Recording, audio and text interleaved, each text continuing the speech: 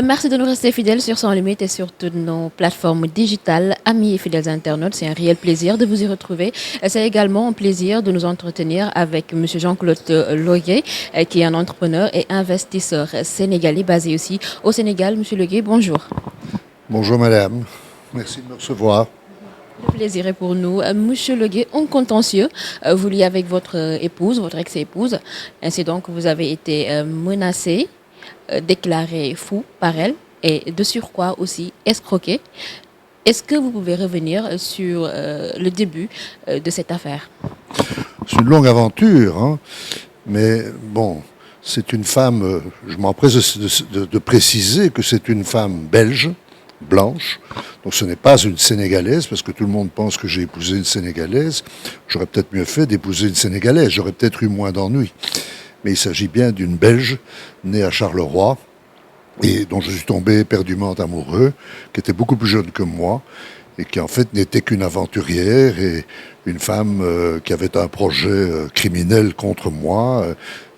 Moi j'étais amoureux d'elle, je pense qu'elle n'était pas du tout amoureuse de moi.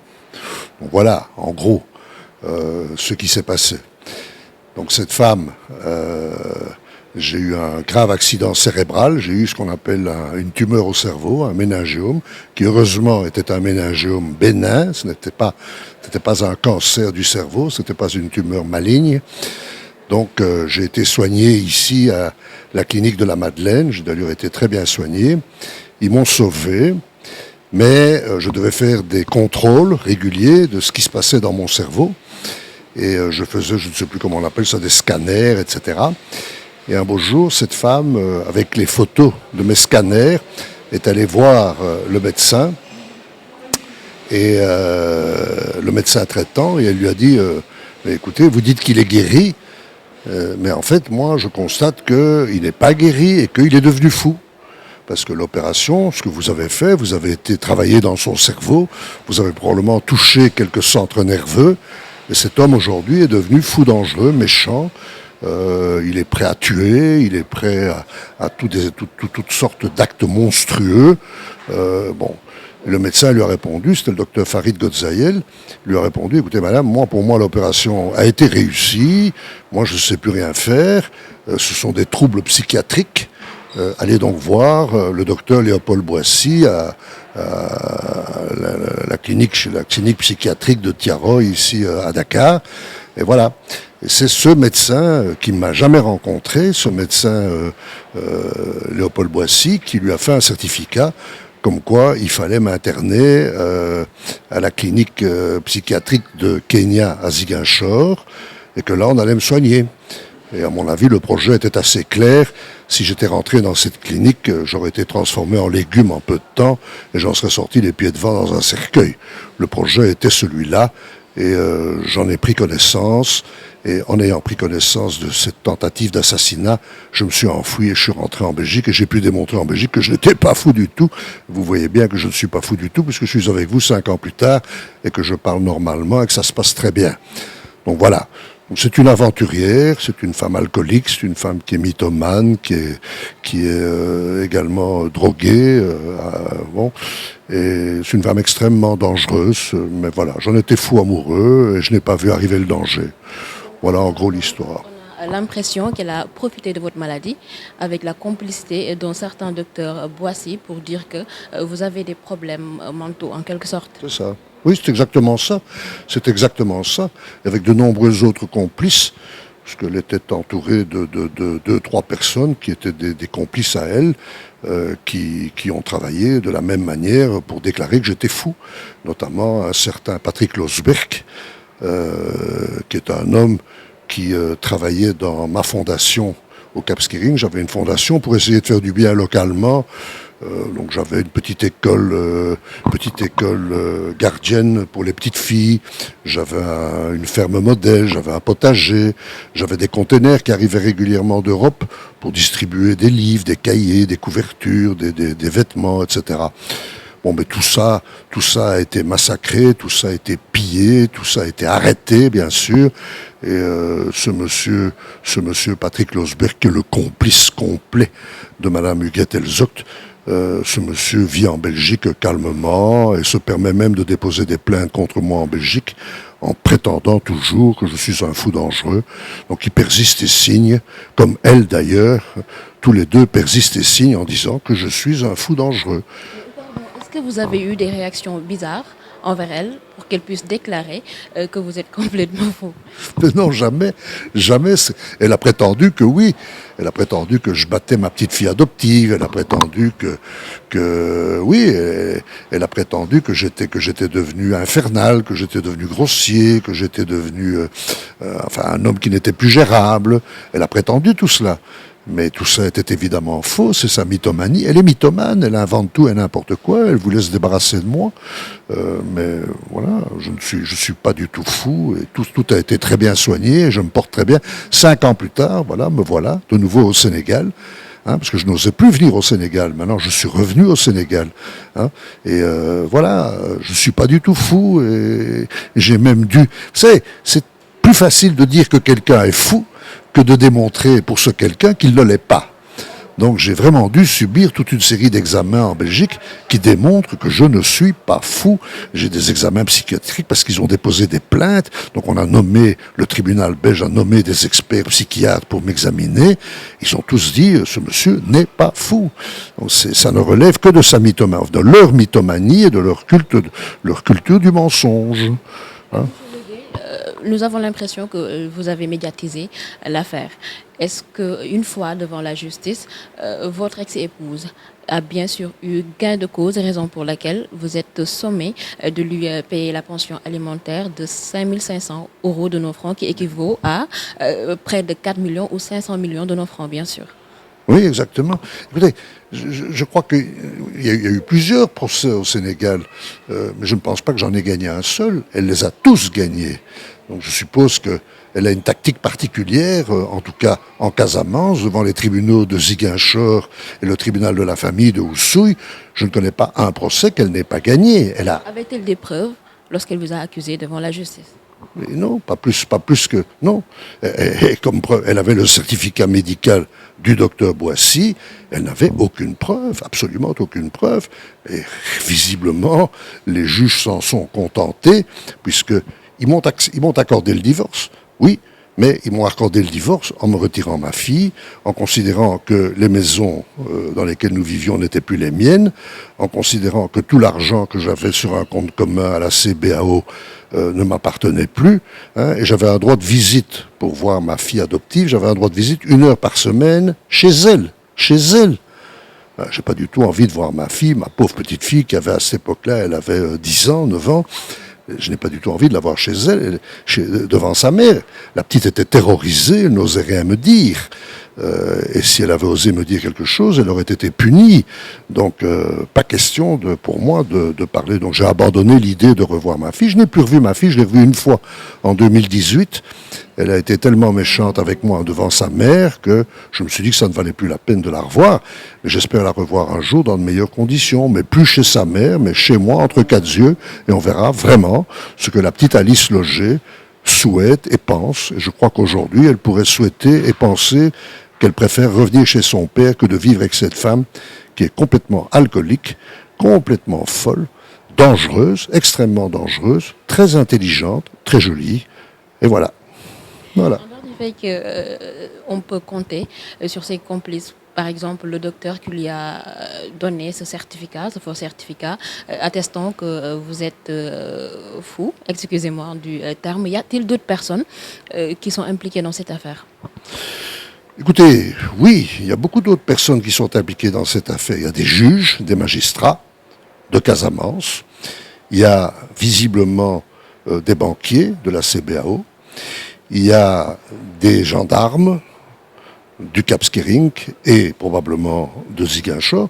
Moi, je ne les connais pas, je ne les ai pas identifiés, mais visiblement, elle a énormément de complices. Son complice principal étant ce Patrick Losberg, qui est un homosexuel pédophile, je précise, contre lequel j'ai toutes les preuves. C'est un homme qui a abusé de son frère quand il avait 12 ans, qui a abusé de son fils adoptif qui était un petit Congolais quand il avait 7 ans, et qui abusait chez moi d'un petit Sénégalais, le petit Ben Diatta, que j'ai d'ailleurs recueilli plus tard, que j'ai recueilli chez moi, qui vit chez moi à l'heure actuelle.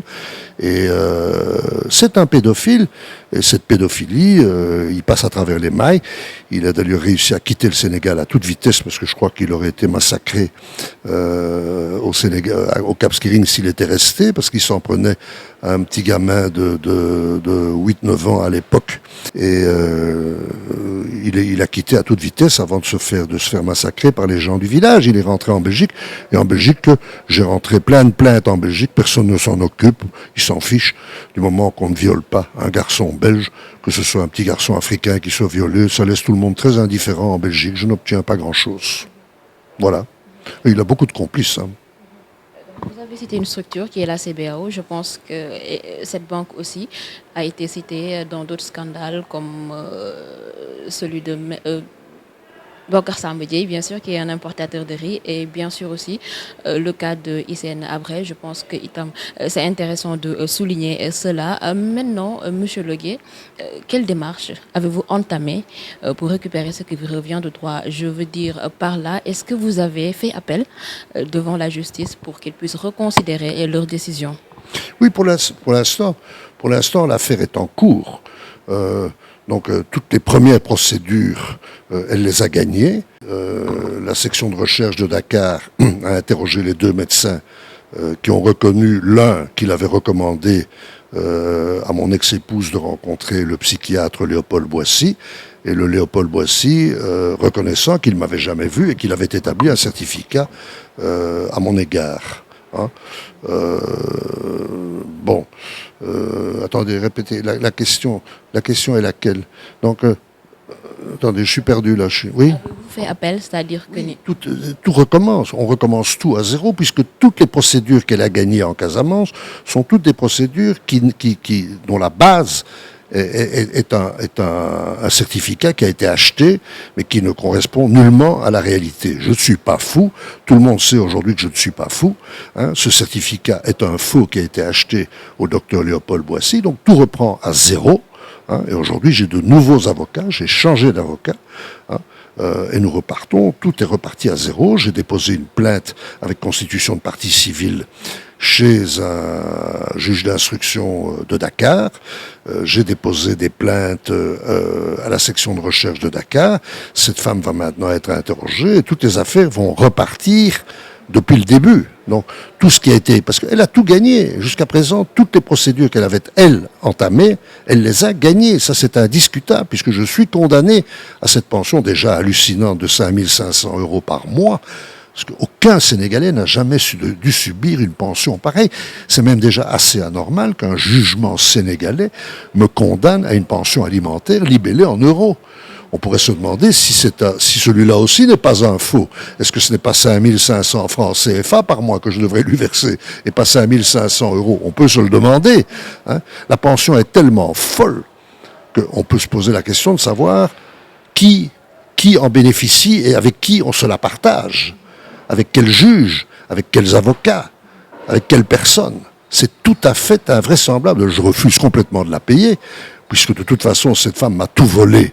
Donc elle a encore été déposée une plainte récemment pour expliquer l'abandon de famille et le refus de payer la pension alimentaire. Écoutez, l'abandon de famille, vous savez, une famille qui a reçu presque 4 millions d'euros hein, au Sénégal, ils peuvent vivre longtemps avec cela. Donc il n'y a pas d'abandon de famille, mais il y a par contre très clairement un refus de payer 5 500 € par mois que je ne payerai jamais hein, à une personne qui m'a volé comme elle m'a volé, avec l'appui d'ailleurs de la banque CBAO, qui a probablement été roulé dans la farine, parce qu'elle leur a dit, un homme fou ne peut pas gérer un compte commun. Donc il faut évidemment vider les comptes. Mais la CBAO, avant de faire... La responsabilité de la banque est lourde. La responsabilité de la banque est lourde. La moindre des choses, quand on sort d'un compte presque 2 milliards de francs CFA, la moindre des choses, ce serait peut-être de donner un coup de téléphone. C'est un compte commun, hein, c'est un compte monsieur et madame Loger. Mais la moindre des choses, quand on vit d'un compte d'une somme pareille, c'est peut-être de donner un coup de téléphone à l'autre partie en disant est-ce que c'est normal qu'on vide les comptes hein. Mais ils ne l'ont pas fait. Donc s'ils ne l'ont pas fait, c'est probablement qu'il y avait également un intérêt. Vous savez, c'est une femme qui corrompt tout le monde. Donc, est-ce qu'elle les a corrompus? Est-ce qu'elle les a roulés dans la farine? Je n'en sais rien. Hein. On verra. Tout ça va venir au grand jour. Mais clairement, la responsabilité de la CBAO est très lourde dans cette affaire. Ils se sont conduits comme des banquiers extrêmement légers, voire malhonnêtes. Vous entendre là, déjà, on peut dire que l'affaire est pendante devant la justice. Maintenant, qu'attendez-vous de la justice sénégalaise? Et est-ce que qu'attendez-vous de la justice sénégalaise? Et est-ce que vous faites confiance, bien sûr, à la justice sénégalaise sur cette affaire? Je fais confiance aujourd'hui à la justice de Dakar. Et je fais confiance à la justice de Dakar dans la mesure où la pression médiatique fera en sorte que cette justice se dise maintenant il faut vraiment rendre la justice parce que cette affaire devient publique et qu'on ne peut pas la laisser continuer. Tant que la justice peut travailler dans un dossier, je dirais muet, mystérieux, un dossier dont personne ne parle, je n'ai pas trop confiance. Je n'ai pas du tout confiance dans la justice de la Casamance. La manière dont la justice est rendue en Casamance ne m'inspire aucune confiance, aucune. Ici à Dakar, compte tenu de tout le travail qui a été fait, du nombre d'interviews que j'ai accordées pour expliquer la situation dramatique dans laquelle je suis, je pense aujourd'hui que le nouveau juge d'instruction qui a été nommé, les nouveaux avocats que j'ai pris, qui sont des avocats importants à Dakar, je pense qu'on va obtenir de bons résultats. Mais de nouveau, ça va prendre du temps. Et moi, je suis un vieil homme, j'ai 80 ans, et j'aimerais bien que je puisse revenir au Sénégal le plus rapidement possible et vivre paisiblement ma retraite au Sénégal, au lieu de m'embêter avec toutes ces affaires juridiques qui prennent trop de temps. Parce que l'agenda de la justice n'est pas l'agenda de Jean-Claude Leger, ça je le comprends bien. Mais vous comprendrez que moi, mon agenda de vie est malheureusement raccourci. Moi, j'ai mon avenir derrière moi. À 80 ans, ou bien vous êtes un inconscient, ou bien vous êtes un imbécile. Mais à 80 ans, il vaut mieux se poser la question de savoir si vous pourrez rapidement encore profiter un peu de la vie. Hein. Bon, voilà. Mais j'ai confiance, aujourd'hui j'ai confiance. Parce qu'avec les médias et la justice qui a été alertée par les médias, je pense qu'on va pouvoir obtenir assez rapidement des bons résultats. En tout cas, c'est mon souhait. Une dernière question, Monsieur Logué. Vous êtes un investisseur. Est-ce que cette histoire aurait des répercussions pour l'avenir du Sénégal? Est-ce que ça ne fera pas fuir, évidemment, des investisseurs qui aimeraient ou souhaiteraient venir ici au Sénégal? Mais, c'est une bonne question. C'est une bonne question. Vous savez, moi j'ai beaucoup de mes amis belges. Je suis belge. J'ai beaucoup de mes amis belges qui me disent, si tu investis à Dakar ou au Sénégal, plutôt disons au Sénégal, puisque ici en l'occurrence c'est le Sénégal et la Casamance. J'ai beaucoup d'amis belges qui me disent, tout l'argent qu'on investit là-bas, il faut le considérer dès le départ comme de l'argent perdu. Je suis pas tout à fait d'accord, mais c'est vrai que le risque et le danger, les dangers sont réels. Et je ne suis pas le seul à avoir subi de graves dommages. Il y a d'autres affaires dont j'ai connaissance, notamment un de mes amis proches qui s'appelle Laurent Minguet, qui est un homme qui a fait beaucoup de bien à la Casamance, mais vraiment beaucoup de bien. Il a investi plusieurs dizaines de millions d'euros. Beaucoup d'argent. Et les jeunes de Casamance viennent de lui brûler une série d'établissements qu'il avait créés au Sénégal, hein, en le supposant responsable d'actions qu'il n'avait même pas menées, puisque lui vit en Europe, il vient rarement, il vient 2-3 fois par an au Sénégal, hein, mais il a été trahi de nouveau par des proches, par des Sénégalais, par des gens avec qui il vivait tous les jours, comme moi, de la même manière. Moi, c'est ma propre femme, c'est mon propre collaborateur qui m'ont trahi. Un type comme Laurent Minguet, mais c'est la même chose. Il a été trahi par son caddie de golf, il a été trahi par des gens qui étaient proches de lui. Donc, oui, je crois que le Sénégal doit travailler l'aspect état de droit, hein, et doit travailler l'aspect justice pour attirer d'autres investisseurs. Sinon, si c'est vraiment investir ici à fond perdu, honnêtement, tout le monde va rester chez soi très calmement, vivre au soleil, avec sa piscine, son train de vie agréable, parce qu'il faut reconnaître que le Sénégal est un pays très agréable à vivre, mais pour y investir, il faut quand même y regarder à deux fois et faire très attention, en tout cas dans la situation actuelle. Il faut que le Sénégal devienne un État de droit. Si c'est un État de droit, moi je crois que il y a des ressources, il y a de l'or, c'est magnifique, hein. Les plages sont superbes, l'environnement est magnifique, les gens sont souriants, sympathiques. Il faut quand même faire attention à qui on a affaire, hein. On n'a pas affaire qu'à des gens honnêtes. Bon, ben, la preuve, si je vois l'aspect Laurent Minguet, si je vois l'aspect Jean-Claude Loger, voilà déjà deux personnes qui ne sont pas très heureuses d'être venues investir au Sénégal, hein. Merci beaucoup, Monsieur Loguet. Nous sommes à terme de notre entretien. Votre dernier mot. Mon dernier mot, c'est, écoutez, vous ne pouvez pas savoir à quel point j'ai été heureux et ému de pouvoir revenir ici. Parce que je n'osais plus revenir. Je n'osais plus revenir parce que mes avocats me disaient, si vous revenez au Sénégal, vous allez aller en prison parce que vous ne payez pas cette pension alimentaire. Et puis heureusement, j'ai des amis et des avocats, de nouveaux avocats qui m'ont dit, mais enfin, tu viens quand tu veux, il n'y a aucun problème, tu n'iras pas en prison, c'est ridicule, tu peux revenir. Et ça a été un gros choc de revoir les maisons, les endroits que j'ai aimés, etc. Ça a été un gros choc. Et j'espère simplement pouvoir, au mois de novembre de cette année, j'espère pouvoir revenir ici au Sénégal et vivre ma fin de vie paisiblement, sereinement, avec les gens que j'aime et avec les Sénégalais qui sont des gens adorables. Mais voilà, il faut faire attention, c'est tout. Mais je ferai attention, j'ai reçu une leçon, je n'en recevrai pas deux. Merci beaucoup, Monsieur Loger. C'est moi qui vous remercie, madame. C'est moi qui vous remercie beaucoup. Merci au Sénégal. Je rappelle que c'était un entretien avec Jean-Claude Loger, qui est un investisseur et entrepreneur basé aussi ici au Sénégal. Et nous vous souhaitons bien sûr un dénouement heureux sur cette affaire.